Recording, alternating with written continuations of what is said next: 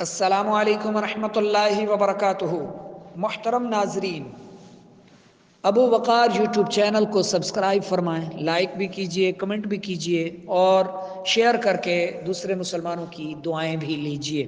ظاہر ہے جہاں تک آپ کوئی مفید معلومات پہنچاتے ہیں انہیں فائدہ ہوتا ہے تو وہ آپ کو دعائیں ہی دیں گے انشاءاللہ۔ صحت سے متعلق بات ہو رہی ہے۔ جس طرح اللہ تعالیٰ نے یہ نعمت آپ کو بخشی ہے، صحت والی جسم آپ کو عطا فرمایا، تو ان جسمانی اعضاء کی سلامتی کے لیے آپ کو کوشش کرنے کا بھی حکم دیا گیا کہ آپ اپنے وجود کا خیال رکھیں، اپنے جسم اور جسمانی اعضاء کو ضائع ہونے سے بچائیں، اپنا خیال رکھیں، صحت مند رہیں، تندرست رہیں۔ صفائی کو نصف ایمان کہا گیا۔ جس طرح انسانی جسم کی نشو و نما اور اس کی حفاظت اور صحت کے لیے ورزش کی ضرورت ہے، صحت کے لیے صاف ستھری ہوا کی ضرورت ہے، صاف ستھرے پانی کی ضرورت ہے، اسی طرح صحت کے قیام میں مالش کی بھی بڑی اہمیت ہے اور اس کی طرف توجہ بھی بہت کم ہوتی ہے۔ مالش بہت کم لوگ کرتے ہیں۔ مالش بھی ایک قسم کی ورزش ہے، اس سے خون کی روانی تیز ہو جاتی ہے اور مالش کی رگڑ سے خون کی رگوں میں سمایا ہوا فاسد مادہ خارج ہو جاتا ہے۔ مالش سے جسمانی تکن دور ہوتی ہے، دماغی اور اعصابی سکون ملتا ہے۔ قیام صحت کے لیے مالش بہت اہمیت رکھتی ہے۔ دماغی کام کرنے والوں کو خصوصیت کے ساتھ مالش کا اہتمام کرنا چاہیے۔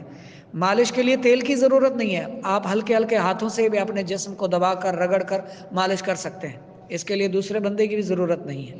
بچوں کے لیے ہفتے میں کم از کم ایک بار مالش کرنا بہت ضروری ہے۔ اس کے لیے مونگ پھلی کا تیل، زیتون کا تیل یہ بہت مفید ہے۔ بچے کے کمزور سینے مالش سے بہت جلد طاقتور ہو جاتے ہیں۔ کمزور بچوں کے لیے مالش ایک نعمت ہے۔ جن بچوں کا سینہ بہت کمزور ہو ان کے سینے کی مالش روزانہ کی جائے۔ مالش ہتھیلیوں کے ذریعے آہستہ آہستہ کریں، دبائیں نہ، زیادہ بچے کے سینے پر زیادہ بوجھ نہ ڈالیں۔ سر میں تیل کی مالش سے بال بڑھتے ہیں، آنکھ اور دماغ کو تقویت حاصل ہوتی ہے۔ پاؤں اور ہاتھ کی ہتھیلیوں اور پاؤں کے تلووں کی مالش سے بینائی تیز ہوتی ہے۔ مالش سے خشکی رفع ہوتی ہے، بلغم، خون، گرمی میں اعتدال پیدا ہوتا ہے، تھکان دور ہوتی ہے، جسم خوبصورت بنتا ہے اور طاقت حاصل ہوتی ہے۔ ہاتھوں اور تلووں کی مالش سے نگاہ تیز ہوتی ہے اور کم خوابی کی شکایت بھی دور ہو جاتی ہے۔ جنہیں رات کو نیند نہیں آتی، رات کو سوتے وقت آدھا گھنٹہ پاؤں کی تلیوں پر مالش کریں، انشاءاللہ پرسکون نیند آئے گی۔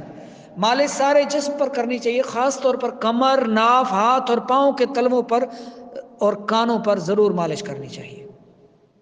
البتہ بخار، کھانسی، دمہ اور قے کے مریضوں کو مالش کی ممانعت ہے۔ مالش کے فوراً بعد غسل نہ کرنا چاہیے، کم از کم 1 گھنٹے کا وقفہ ضرور ہونا چاہیے۔ بخار میں، کھانسی میں، دمہ اور قے کے مریضوں کو مالش سے بچنا چاہیے، احتیاط کرنی چاہیے اور مالش کے فوراً بعد غسل نہیں کرنا چاہیے۔ کچھ دیر مالش کے بعد چہل قدمی کرنی چاہیے، ورزش وغیرہ کرنی چاہیے۔